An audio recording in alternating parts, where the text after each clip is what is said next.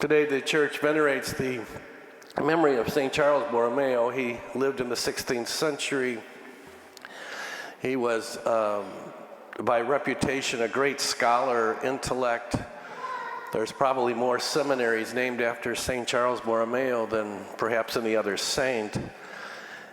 He became eventually the Cardinal Archbishop of Milan. And one of his signature statements was the phrase, "Preach the way you live."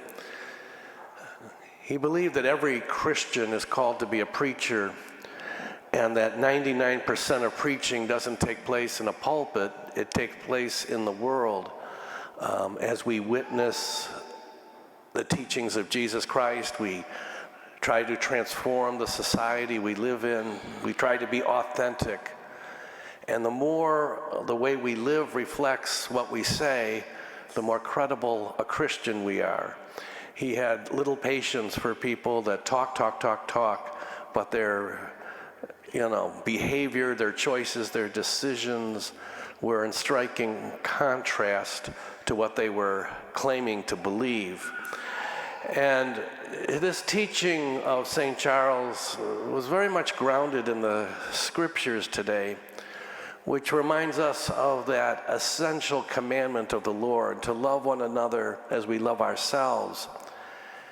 And as we hear in the gospel today, we stand with those who are most vulnerable and in need in our world, the poor, the hungry, the homeless, and that if we really preach what we live, how do I manifest that kind of Christian charity and generosity of spirit? This is an important function of the church, is taking care of the basic needs of those who are vulnerable, advocating on behalf of those who have no power, who are victims of greed or materialism, those who live in the streets of our cities and villages and towns who have no one to stand with them.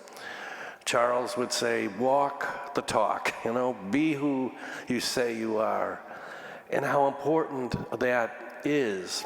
Now, the realities of poverty and homelessness get very complex on the level of economics and politics and social issues.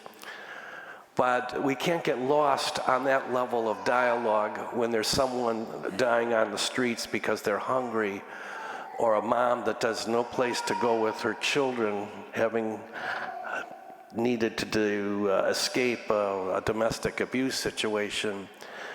And so the practical acts of charity are crucial to the integrity of the whole church.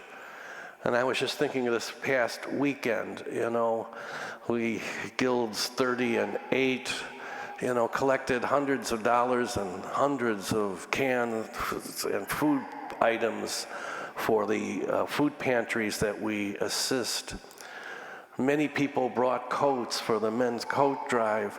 We're still getting bottles for the Aid for Women effort to help moms in need. Is any baby bottle or a coat or a dozen cans of green beans going to change, the social economic order? Probably not. Is it going to feed somebody tonight? Is it going to help someone be warm when the weather begins to change? Is it going to make the difference that a mom can feed her children? Yes, it does. Yes, it does. Those things are very important. And I'm grateful for the generosity of our parish that so generously responds to these initiatives that take place throughout the year. Hundreds and hundreds and hundreds of people in the course of a year have basic needs met. And that's a very important part of what it means to preach the way you live. Thank you for participating in the digital liturgy today. The digital ministry touches the lives of many people, as does almost 80 other ministries here at OLPH. Grateful for the community that connects to OLPH through this digital forum.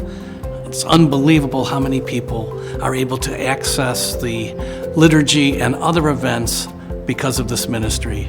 Please consider supporting OLPH. All of your sacrifices help to sustain this parish and to keep moving us into the future.